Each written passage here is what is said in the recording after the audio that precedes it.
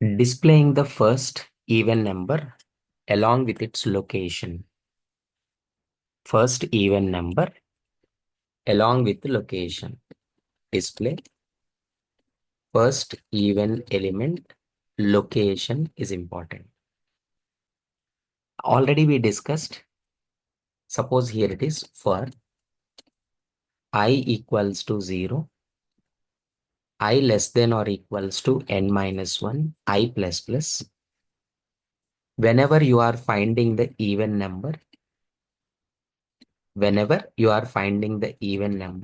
what we did, just system.out.println, we are printing that ARR of I and break. So whenever we are checking that the first even number is a 4 and it is printing. Now I want location also. Location. So the first even location is first even location we are printing. Location is what? I only na? See, ARR of I is a value.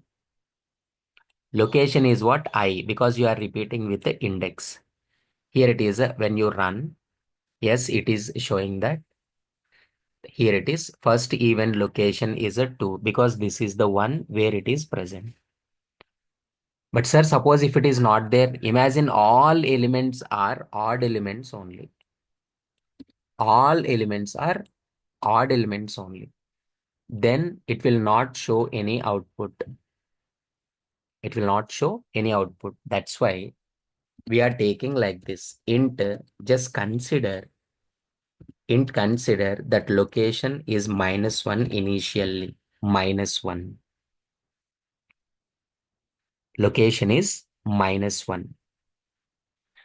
Here, whenever it is printing, okay. Instead of printing that one, store that location into X. Why? With the next example, you will get the clarity. Why? With the next example, you will get clarity. After the for loop, if X is not equals to -1, yes, you can print that. First even location is printing that X. See, whenever you find that location value will store into X. Consider in the previous example 2. Yes, 2 is not equal to -1. First even location is a 2. If not, else,